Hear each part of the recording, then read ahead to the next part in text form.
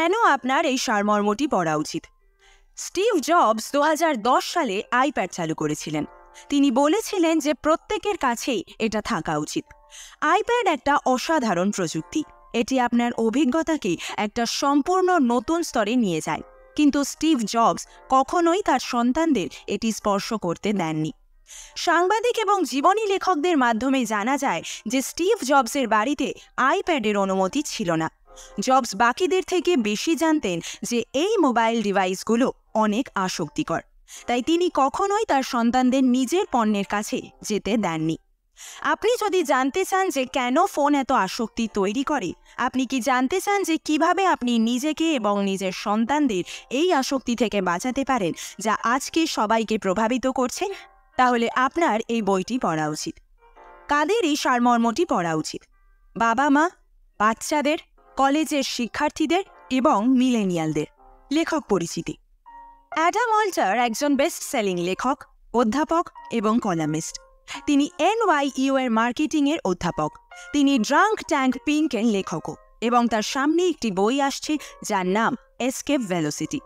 Adam Washington post, new York Times এবং অন্যান্য জনপ্রিয় প্রকাশনার জন্য অনেক নিবন্ধ তিনি লিখেছেন। ভূমিকা: নিজের প্রশ্নগুলো এই অনুসারে উত্তর দিন। 0 সমান প্রযোজ্য নয়। 1 মানে হঠাৎ হঠাৎ। 2 মাঝে মাঝে। 3 ঘন ঘন। 4 প্রায়। এবং 5 সবসময়। 1 নম্বর: কত ঘন ঘন আপনি যতটা ইচ্ছে করেন তার চেয়ে বেশি সময় অনলাইনে থাকেন? 2 নম্বর: আপনার আশেপাশের লোকেরা কত ঘন ঘন আপনার অনলাইনে কাটানোর সময় সম্পর্কে অভিযোগ করে?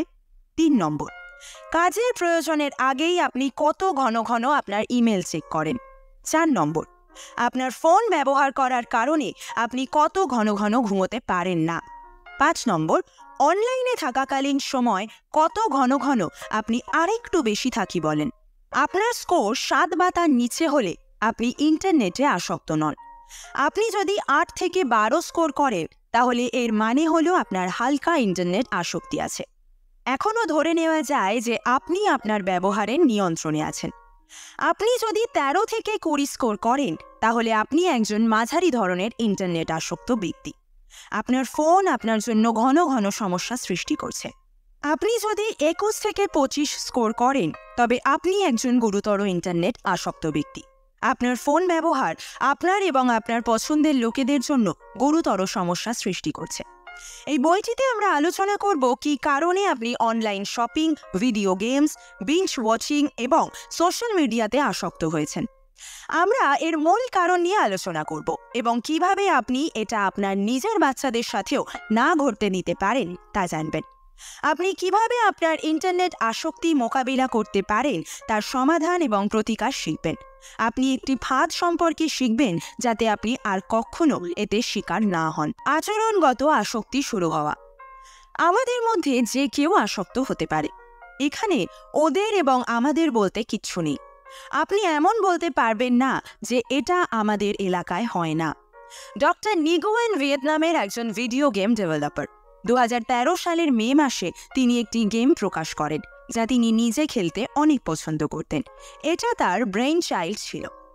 গেমটির জন্য খেলোয়াড়দের একটি উড়ন্ত পাখিকে তার পথে বাধার মধ্য দিয়ে গাইড করতে হবে। পাখিটি কোনো বাধার সাথে ধাক্কা লাগাতে পারবে না, তাহলে আপনি হারবেন। সুতরাং পাখিটিকে বাঁচাতে আপনার স্ক্রিনে ট্যাপ করতে হবে। এই খেলা প্রথমেই জনপ্রিয় হয়নি।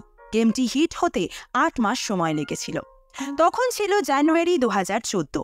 সেই সময় গেমটি অ্যাপল স্টোরে সবচেয়ে বেশি ডাউনলোড করা গেম হয়ে উঠেছিল। ডক্টর নিগুয়েন শুধুমাত্র বিজ্ঞাপনের আয় থেকেই প্রতিদিন $50,000 উপার্জন করেছিলেন। তার এতে খুশি হওয়া উচিত ছিল, তার এই সাফল্য উদযাপন করা উচিত ছিল। কিন্তু ডক্টর নিগুয়েনের মনে হয়েছিল তিনি একটা দানব তৈরি করেছেন। অ্যাপল স্টোরে এক ব্যবহারকারী মন্তব্য করেছিল, এই গেমটি আমার জীবনকে নষ্ট করে দিয়েছে, এটা কোকেনের চেয়েও খারাপ। অন্য একজন ব্যবহারকারী বলেছেন, এই গেমটি আপনারা কেউ ডাউনলোড করবেন না। আমি এটা খেলতে গিয়ে ঘুমাইনি, আমি কিছু খাইনি, আমি আমার বন্ধুদের হারিয়েছি। এর বদলে আমি শুধু যা করেছি তা হলো খেলা। ঠিক 1 মাস পরে 2014 সালের ফেব্রুয়ারিতে ডক্টর নিগুয়েন একটি টুইট করেছিলেন, আমি দুঃখিত, এখন থেকে 22 ঘন্টা পরে আমি এই গেমটা বন্ধ করে দেব, আমি এটা আর নিতে পারছি না। তিনি সত্যি বলেছিলেন। খেলাটির পিছনে অতিমাত্রায় আসক্ত হয়ে পড়া ছাড়া আর কোনো কারণ নেই। এতে অনেক মানুষের জীবন নষ্ট হচ্ছিল। এরপর ডক্টর নিগুয়েন গেমটি নামিয়েই নিখোঁজ হয়ে গেলেন। তিনি সবাইকে এড়িয়ে গেছেন। আপনি এই খেলার নাম শুনেছেন? আপনিও কি আসক্তদের একজন ছিলেন? এই গেমটির নামই সেই ফ্ল্যাপি বার্ড। এমন কোনো ঘেঁটো নেই বা বস্তি নেই, এমন কোনো দেশ নেই যেখানে পৃথিবীর সব আসক্তরা একসঙ্গে একত্রিত আছে। আসক্তরা সব জায়গায়ই আছে। আপনি রাস্তায় তাকিয়ে দেখেন যে প্রতিটি সিগারেটেই মাদক দ্রব্য রয়েছে, তাদের প্রতিটির মধ্যে অবৈধ পদার্থ আছে, আপনি তা জানেন। কিন্তু আসক্তির কারণগুলো আপনার অফিসে, আপনার বাড়িতে এবং আপনি যেখানেই যান সেখানেও পাওয়া যেতে পারে। আপনি আপনার পকেটেও রাখেন। এমনকি এটা ঠিক এই মুহূর্তে আপনার হাতেই আছে। এটা হলো আপনার ফোন। আপনি ইন্টারনেট আসক্তি পরীক্ষায় কত নম্বর পেয়েছেন? আপনার জীবনে, আপনার কর্মজীবনে, আপনার পরিবারে আপনার সমস্যাগুলো হতে পারে সেই জিনিসটির কারণে যা আপনি এখন আপনার হাতেই ধরে আছেন। এর থেকে কোনো রেহাই নেই। আমাদের সবার ভিতরের আসক্তি। এখানে একজন আসক্ত ব্যক্তির সম্পূর্ণ পুনর্বাসনের কথা বলা হয়েছে। তাকে কখনোই সেই পরিবেশে ফিরিয়ে নেবেন না যেখানে সে আসক্ত ছিল। আপনি যদি অনলাইনে গেমিংয়ের প্রতি আসক্ত হয়ে থাকেন তাহলে কখনোই সেই শহরে ফিরে যাবেন না, কখনোই সেই বাড়িতে ফিরে যাবেন না, কখনোই আপনার সেই পরিচিত বন্ধুদের সাথে দেখা করবেন না যখন আপনি একজন আসক্ত ছিলেন। নিজেকে কখনোই আবার একই পরিস্থিতিতে ফেলবেন না, কারণ শহর, জায়গা, মানুষ, ঘ্রাণ, পরিবেশ আপনাকে আবার ওই নেশায় নিয়ে যাবে। এটা ওয়ার্ল্ড অফ ওয়ারক্রাফটের একজন আসক্ত আইজ্যাক ভাইসবার্গের গল্প। আইজ্যাক 1992 সালে ভেনিজুয়েলায় জন্মগ্রহণ করেন। তার একজন স্নেহময়ী মা এবং একজন অতিরিক্ত পরিশ্রমী কিন্তু চিন্তাশীল বাবা ছিলেন। তার বাবা সারা দিন বাইরে কাজ করত, কিন্তু বাড়ি ফিরলে সে আইজ্যাককে শক্ত করে জড়িয়ে ধরে আদর করত। আইজ্যাক তার পিতামাতার বিবাহ বিচ্ছেদ না হওয়া পর্যন্ত এই ভালোবাসাপূর্ণ বাড়িটি উপভোগ করেছিলেন। পরে তিনি তার মায়ের সাথে ভেনেজুয়েলা ছেড়ে মিয়ামিতে চলে আসেন। আইজ্যাক তার কিশোর বয়স জুড়ে একাকিত্ব অনুভব করেছিলেন। তার পিতামাতার বিবাহ বিচ্ছেদের কারণে তিনি সর্বদা ভেনিজুয়েলা এবং মার্কিন যুক্তরাষ্ট্রের মধ্যে যাতায়াত করতেন। আইজ্যাক নতুন বন্ধু তৈরিতে পটু ছিলেন, কিন্তু সেই বন্ধুত্ব বেশি দিন টিকত না। তার অনুভূতি এবং স্বপ্ন শেয়ার করার জন্য তার কোনো বন্ধু ছিল না। আইজ্যাক 14 বছর বয়সে ওয়ারক্রাফট খেলা শুরু করেছিলেন। অনেক খেলোয়াড়ের মতো তিনি একটি গিল্ডের অংশ হয়েছিলেন। গিল্ডের সদস্যরা প্রতিদিন আড্ডা দিত এবং বন্ধুত্ব গড়ে তুলত। আইজ্যাক তার গিল্ড সাথীদের সাথে ঘনিষ্ঠ বন্ধু হয়ে ওঠে। ওয়ার্ল্ড অফ ওয়ারক্রাফটে তিনি গভীর বন্ধুত্ব অনুভব করেছিলেন। বাস্তব জীবনে তার কোনো অর্থপূর্ণ সম্পর্ক ছিল না। তিনি ওয়াশিংটন ডিসির আমেরিকান বিশ্ববিদ্যালয়ে ভর্তি হন। তার প্রথম সেমিস্টার ভালো ছিল। তিনি একজন স্ট্রেটে ছাত্র ছিলেন, কিন্তু দ্বিতীয় সেমিস্টারে আইজ্যাক তার ডর্ম লাইফ নিয়ে খুব চাপে ছিল। তিনি আবার ওয়ারক্রাফট খেলা শুরু করেন। সোজা এ থেকে তার বিষয়ের নম্বর সিডি এমনকি এফে নেমে গিয়েছিল। আইজ্যাকের মা তাকে রিস্টার্টে ভর্তি করেন। এটি বিশ্বের প্রথম ইন্টারনেট আসক্তি নিরাময় কেন্দ্র। রিস্টার্ট কিশোর গেমিং আসক্তদের পুনরুদ্ধারে বিশেষজ্ঞ হিসেবে কাজ করে। তারা একটি 6 সপ্তাহের প্রোগ্রাম অফার করে, যেখানে অংশগ্রহণকারীরা সিয়াটেলের জঙ্গলে অবস্থিত রিস্টার্ট কেন্দ্রে থাকবে। সেখানে তরুণদের কোনো গ্যাজেট ব্যবহার করতে দেওয়া হয় না। তারা প্রকৃতি দ্বারা ঘেরা থাকে। তাদের প্রাথমিক জীবন দক্ষতা শেখানো এবং যেমন টয়লেট পরিষ্কার করা, ডিম রান্না করা এবং সকালে তাদের বিছানা তৈরি করা দিয়ে শুরু হয়। এছাড়া তরুণরাও প্রতিদিন ফিটনেস জিমে প্রশিক্ষণ নেয়। আইজ্যাক 6 সপ্তাহের ফিটনেস প্রোগ্রাম শেষ করেছেন এবং তিনি ভালো অনুভব করেছেন। তার মনে হলো তিনি তার জীবন আবার ফিরে পেয়েছেন। তারপর তিনি একটি ভুল করলেন।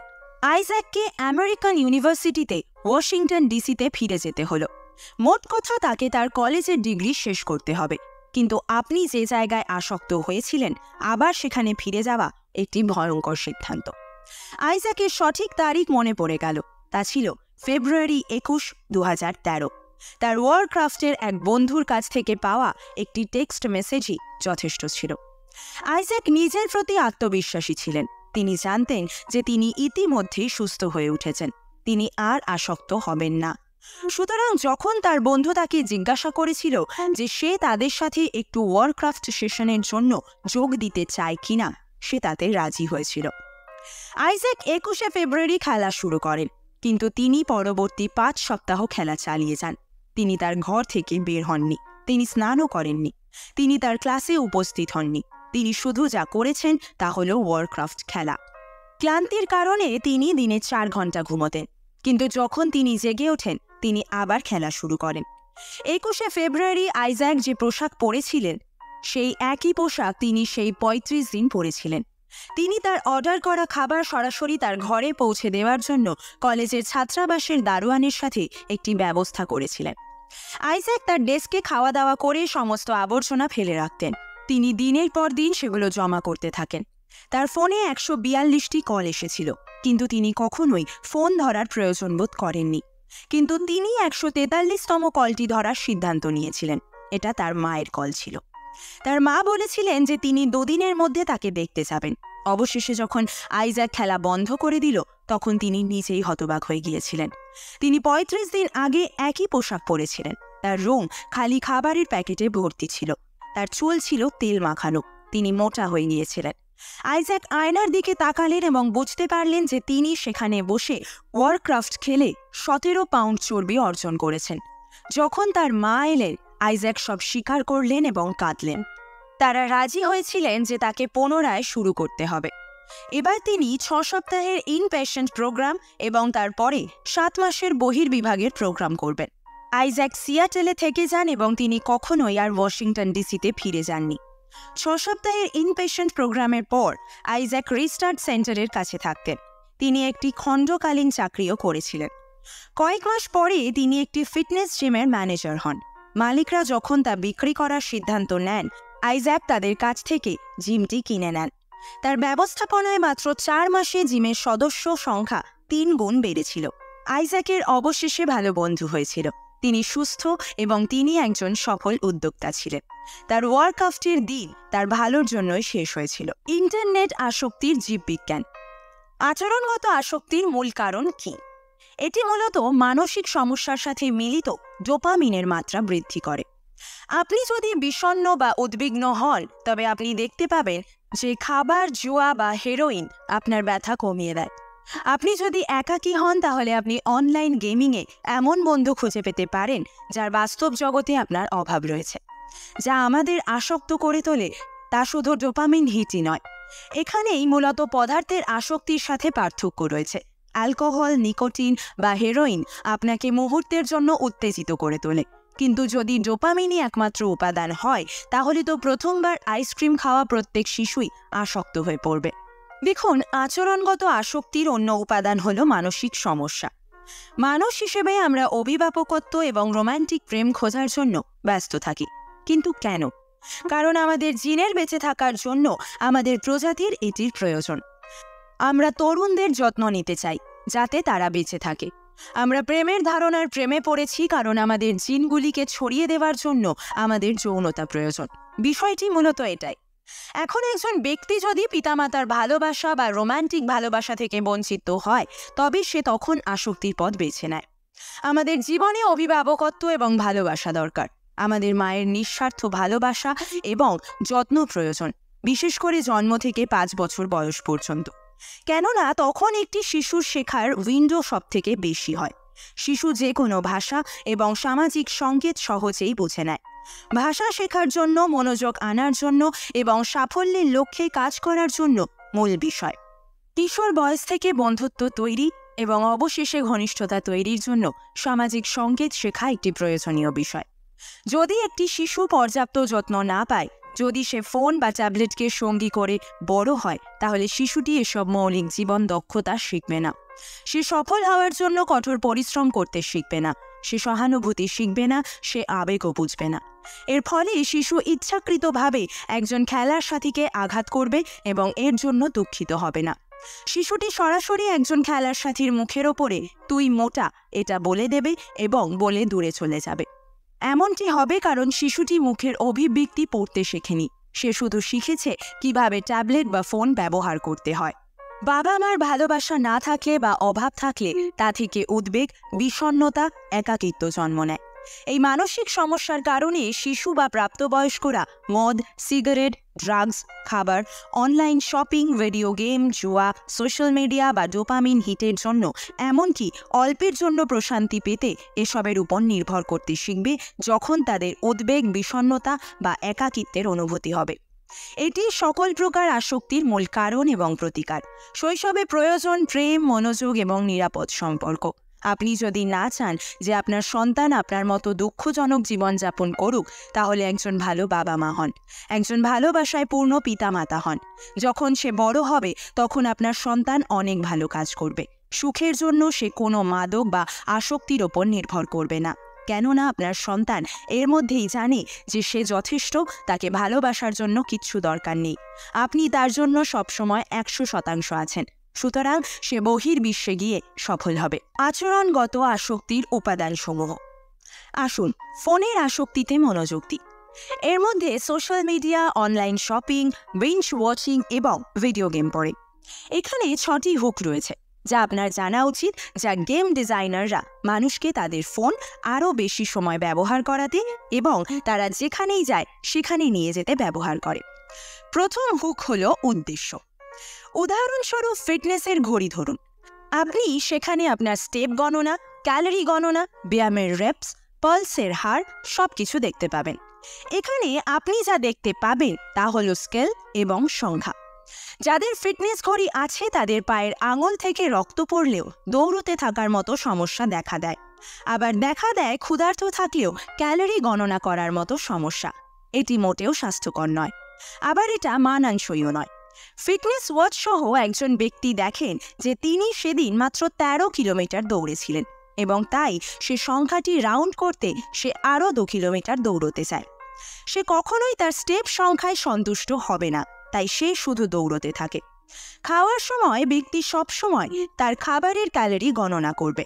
আমরা জানি শরীরে শক্তির জন্য চিনি প্রয়োজন, শারীরিক ও মানসিক ক্রিয়াকলাপের জন্য শরীরের কার্বোহাইড্রেট প্রয়োজন। এরপরেও ফিটনেস ওয়াচ পরা ব্যক্তিটি রুটি, ভাত বা চিনি খাবেন না, এমনকি যদি তিনি দুর্বল হয়ে হসপিটাল পর্যন্ত ভর্তি হন তারপরেও। দ্বিতীয় হুকটি হল প্রতিক্রিয়া। আপনি সম্ভবত ক্যান্ডি ক্রাশ খেলেছেন। এর মেকানিক্স বেশ সহজ। এক সারিতে 3 বা 5টি ক্যান্ডি ম্যাচ করুন এবং আপনি এর জন্য পয়েন্ট পাবেন। কিন্তু এটা আসক্তির অংশ নয়। আসক্তি হলো গেম ডিজাইনাররা জুস বলে ডাকে সেই ওষুধটি। এটা হলো সেই জিনিস যার ফলে প্রতিটি ম্যাচের জন্য ক্যান্ডি আলোকিত হয়। আপনি যখনই সঠিক পদক্ষেপ নেবেন তখন এর জন্য শব্দ এবং ভিজুয়াল এফেক্ট রয়েছে। এটি সেই জুস। স্ক্রিনে প্রতিটি ক্লিক, প্রতিটি ট্যাপের জন্য সাথে সাথে প্রতিক্রিয়া রয়েছে। সুতরাং এজন্য আপনি ক্যান্ডি মেলাতে এবং গেম খেলতে থাকবেন। তৃতীয় হুকটি হলো সামনে এগিয়ে যাওয়া। শিগেরু মিয়ামোতো একজন মাস্টার গেম ডিজাইনার। তিনি দ্বিতীয়, পঞ্চম, ষষ্ঠ এবং চলতে থাকা সর্বকালের শীর্ষ অর্জনকারী গেমগুলো ডিজাইন করেছিলেন। মিয়ামোটো হলেন সেই ব্যক্তি যিনি মারিও ব্রোস এবং ডাঙ্কি কং তৈরি করেছেন। আপনি জানেন এমন প্রায় সব জনপ্রিয় গেমের পিছনে তিনি আছেন। নিনটেন্ডো একসময় একটি মৃত কোম্পানি ছিল। এটি মিয়ামোটোকে নিয়োগ দেওয়ার আগে পর্যন্ত ছিল এবং তিনি পরে মারিও ব্রোস তৈরি করেন। এটি খেলার শুরুতে শুধু জায়গা থাকে। মারিওর নতুন প্লেয়ার কনসোলটি খুঁজতে থাকবে এবং কোনো নতুন বাটনে চাপ দিলে মারিওকে হাঁটা বা লাফ দেওয়া তা শেখাতে পারবে। তার সামনে একটাই পথ আছে। প্রথম স্তরে খেলোয়াড় শুধু গেমের মেকানিক্স শিখবে, কারণ এটি নিজেই একটি ম্যানুয়াল। কিন্তু এরপরও মারিও বিশেষজ্ঞদের জন্য বিরক্তিকর হয়ে ওঠে না। কেন? কারণ মিয়ামোতো গেমটিতে নতুন গোপন কৌশল রেখেছেন। আপনি কচ্ছপের শত প্রাণ সম্পর্কে জানেন? গেমে একটি বিন্দু আছে যেখানে মারিও একটি কচ্ছপের উপর ঝাঁপিয়ে পড়তে পারে, যতবার ইচ্ছা ততবার, এবং এতে খেলোয়াড় আরও জীবন পেতে পারে। ড্রাগন বসকে পরাজিত করতে এবং রাজকুমারীকে বাঁচাতে বিশেষজ্ঞ খেলোয়াড়ের সেই অতিরিক্ত জীবন প্রয়োজন। মারিওতে একটি সাধারণ কচ্ছপ আছে যাতে একবার আপনি এটার উপর ঝাঁপিয়ে পড়লে চলে যাবে, কিন্তু শত জীবন কচ্ছপ একটি গোপন জিনিস যা শুধুমাত্র বিশেষজ্ঞ খেলোয়াড়রাই চিনতে পারে। চতুর্থ হুক হল বৃদ্ধি পাওয়া। আপনি আপনার দক্ষতা বাড়ার সাথে সাথে গেমটি আরও কঠিন হতে থাকে। টেট্রিস গেমটি ধরুন। এটি আবিষ্কার করেন রাশিয়ান বিজ্ঞানী অ্যালেক্সি পাজিতনভ। টেট্রিস শুরুতে একটি পার্শ্ব প্রকল্প হিসেবে শুরু হয়। এটি ছিল টেনিস এবং ট্রেট্রোমিনস নামক 4 পিস ডমিনো গেমের সংমিশ্রণ। গেমটি প্রোগ্রাম করার সময়ও পাজিতনভ এতে আসক্ত হয়ে পড়েন।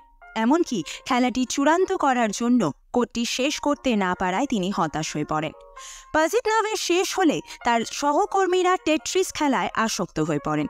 এখানে স্তরগুলো গোপন থাকে। আপনি টেট্রিস খেলতে খেলতে আরও ভালো হয়ে উঠলে গেমটি আরও কঠিন হয়ে ওঠে। তখন ব্লকগুলো দ্রুত নেমে যায় এবং সেগুলো সর্বদা আবার আপনার প্রয়োজনও হবে না। আপনি যখন একটি লাইন সম্পূর্ণ করেন তখন এটি দ্রুত অদৃশ্য হয়ে যাবে। যা বাকি থাকবে তা হলো আপনার ভুল এবং আপনি তা ঠিক করতে বাধ্য থাকবেন। এটি মূলত বৃদ্ধি পাওয়া। মিহালি সিক্সেনমিহালি তার আন্তর্জাতিক সর্বাধিক বিক্রিত বই স্লোতেও এটি ব্যাখ্যা করেছেন। উদ্বেগ এবং একঘেয়েমির মধ্যে একটি লাইন আছে, তা হলো খেলা সহজ হলে বিশেষজ্ঞরা বিরক্ত হন, তারা খেলা বন্ধ করে দেবে। সুতরাং এখানে মূল বিষয় হলো অসুবিধার স্তরটি খেলোয়াড়দের সামর্থ্যের সাথে মেলানো এবং তাকে আরও চেষ্টা করার জন্য চ্যালেঞ্জ করানো।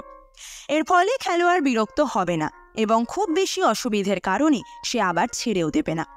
প্রত্যেক শিক্ষক এবং প্রত্যেক পিতামাতার এটি জানা উচিত, একটি শিশু বা শিক্ষার্থীর কিছু করার জন্য কাজটি অবশ্যই শিক্ষার্থীর বিশেষজ্ঞ স্তরের সাথে মেলাতে হবে এবং কাজটি অবশ্যই চ্যালেঞ্জিং হতে হবে। এসকালেশন রুল হলো যে খেলোয়াড় যদি সবসময় জয়ী হয় তবে সে বিরক্ত হবে এবং যদি সে সর্বদা হেরে যায় তবে সে খেলা ছেড়ে দেবে। সেজন্য ক্যাসিনোতে স্লট মেশিনে কিছু ছড়িয়ে ছিটিয়ে থাকা জয় এবং অনেক পরাজয় রয়েছে, যাতে জুয়ারি আশা করে থাকে যে সে পরের বার এটা জিততে পারে। কিন্তু সময় চলে যায় এবং তার অর্থ কমতে থাকে। যখনই জুয়ারি ছেড়ে দেওয়ার কথা মনে করবে, স্লট মেশিন তাকে একটি জয় দেবে এবং এতে করে তিনি আরও একবার খেলতে অনুপ্রাণিত হবেন। এটিও লটারি এবং টিভি গেম শোগুলোর গোপনীয় বিষয়। ঠিক যখন দর্শকরা ভাবেন যে কেউ জিতছে না, সেখানেই একজন জ্যাকপট বিজয়ী হবে। সুতরাং দর্শকরা খেলাটি দেখতে থাকবে এবং তাতে যোগ দিতে থাকবে। পঞ্চম হোকটি হল ক্লিফ হ্যাঙ্গার। আপনার বি গিসের সেপ্টেম্বর গানটি মনে আছে? এটি আপনার মাথায় একবার চালানোর চেষ্টা করুন। অনেক ভালো লাগছে, তাই না? Do you remember the 21st night of September? এরপর শুধু কোরাস এবং পরের লাইনে যায় এবং এটি আপনার মাথায় চলা বন্ধ হয় না। এখানে এটি একটি ক্লিফ হ্যাঙ্গার। মানুষ গান, সিরিজ, সিনেমার প্রতি আসক্ত হয়ে পড়ে যার কোনো সমাধান নেই। আমাদের মস্তিষ্ক নিয়ম মাফিকই একটি উপসংহার চায়। আমাদের এই উপসংহার দরকার যাতে আমরা এগিয়ে যেতে পারি এবং পরবর্তী কাজে মনোযোগ দিতে পারি। যদি মুভিটার শেষটা ওপেন এন্ডেড থাকে তবে আমরা এটা নিয়ে পাগল হয়ে যাব। গল্পটা আসলে কিভাবে শেষ হয় সেটা নিয়ে আমরা ভাবতে থাকব। পডকাস্ট, সিরিয়াল এবং সর্বকালের শীর্ষ টিভি সিরিজ দ্য সোপ্রানোসের জন্য এটা খাটে। এর গল্পের কোনো নির্দিষ্ট সমাপ্তি নেই। এখন আপনি জানেন কেন আপনি সেই প্রাক্তনকে কাটিয়ে উঠতে পারবেন না যিনি কেবল কারণ ছাড়াই আপনাকে ছেড়ে চলে যান। এটি এই কারণে না যে আপনার একটি উপসংহার নেই, এটি বরং একটি ক্লিফ হ্যাঙ্গার। ষষ্ঠ এবং শেষ শক্তি হল সামাজিক মিথস্ক্রিয়া। সোশ্যাল মিডিয়াতে আমরা এই লাইকগুলো পাই। আমরা আরও লাইক পাবো এই আশায় আমরা স্ট্যাটাস, ছবি বা ভিডিও পোস্ট করতে থাকি। এখানে একটি গোপন টিপ আছে। আপনি যদি আপনার ফিডে প্রতিটি পোস্ট পছন্দ করেন তবে আপনি আরও লাইক পাবেন। লোকেরা আপনার পোস্টে লাইক দিতে আরও উদ্যত হবে কারণ আপনিও তাদের লাইক দেন। রমিত চাওলা একজন অ্যাপ ডেভেলপার। তিনি লাভ মার্টিকেল তৈরি করেছেন যা স্বয়ংক্রিয়ভাবে আপনার ইনস্টাগ্রাম ফিডের সমস্ত পোস্টে লাইক দেবে। 14 ফেব্রুয়ারি 2014 চাওলা 5000 ব্যবহারকারীকে তার অ্যাপ ডাউনলোড করার অনুমতি দেন। মাত্র 2 ঘন্টা পরে শর্তাবলী লঙ্ঘনের জন্য ইনস্টাগ্রাম লাভ ম্যাটিকে বন্ধ করে দেয়। উপসংহার: আসুন ইন্টারনেটে 6টি আসক্তির হুকগুলো আরও একবার দেখি, যা হল উদ্দেশ্য, প্রতিক্রিয়া, অগ্রগতি, বৃদ্ধি, ক্লিফ হ্যাঙ্গার এবং সামাজিক মিথস্ক্রিয়া। আবার তাদের মধ্যে নিজেকে ডুবিয়ে দেবেন না। যে কেউ কোনো পদার্থ বা আচরণে আসক্ত হতে পারে। এমন কোনো দল নেই যারা আলাদাভাবে নেশাগ্রস্ত হওয়ার দিকে বেশি ঝুঁকে পড়ে। মাদকাসক্ত করার জন্য বিশেষ কোনো ব্রেন ওয়্যারিংও নেই। সত্য কথা হলো, মদ, সিগারেট, মাদক দিয়ে বিশেষভাবে আসক্তি তৈরি করা হয়, তাই মানুষ এসব ছাড়তে পারে না। এটি জুয়া, social media, online shopping, bench watching এবং ভিডিও গেমগুলোর জন্যও সত্য। গেম ডিজাইনাররা ইন্টারনেট হুক ব্যবহার করে মানুষকে আসক্ত করে তোলে। আচরণগত আসক্তির মূল উপাদান হল মনে থাকা সমস্যা। এর মানে হলো একজন ব্যক্তি কোনোভাবেই আচরণগত আসক্তিতে পড়বে না যদি তার যথেষ্ট ভালোবাসাপূর্ণ বাবা মা এবং রোম্যান্টিক ভালোবাসা থাকে। উদ্বেগ, বিষণ্ণতা এবং একাকিত্ব মানুষকে ডোপামিন হিট দেয়, এমন যে কোনো কাজ খুঁজতে বাধ্য করে। এখন এই ফোন আসক্তির সমাধান কি? এজন্য আপনার ফোন দূরে রাখুন। আপনার সমস্ত অ্যাপ্লিকেশন মুছুন। 90 বা 80-র দশকের মতো জীবনযাপন করুন যখন ইন্টারনেট ছিল না। এতে করে আপনার জীবনে যারা সত্যি গুরুত্বপূর্ণ তারা আপনার কাছে যাওয়ার পথ খুঁজে পাবে। কিন্তু কর্মক্ষেত্রে গুরুত্বপূর্ণ বার্তাগুলো আসতে থাকবে এবং আপনি সেগুলো দেখতে পাবেন। ইন্টারনেটকে পুরোপুরি এড়িয়ে চললে আপনি কোনো ফাঁদে পড়বেন না, আপনি কোনো হুকের শিকার হবেন না। আপনি কি মনে করেন যে আপনি ইন্টারনেট ছাড়া বাঁচতে পারবেন না? তাহলে চিন্তা করুন 80 বা 90-এর দশকের লোকেরা কিভাবে এটা ছাড়া সুখে বাস করত। এখনও তো সঙ্গীত আছে, এখনও মজা আছে, এখনও অফলাইনে অ্যাডভেঞ্চার আছে। পাহাড়ে ওঠা, প্রকৃতিতে হাঁটা, লাইভ কনসার্ট, খাওয়া এবং আপনার পছন্দের লোকেদের সাথে সময় কাটানো উপভোগ করুন। আপনার ফোনের বাধা ছাড়াই আপনার সামনে কি ঘটছে তা দেখুন এবং অনুভব করুন। আপনার জন্য আপনার পরিবার, আপনার বন্ধুরা আছে। পুরো বিশ্বই তো আপনার জন্য অপেক্ষা করছে। তাই আপনার ফোন বন্ধ করুন, আপনার রাউটার খুলে ফেলুন, অফলাইনে যান এবং মহাবিশ্ব ঘুরে ঘুরে দেখুন।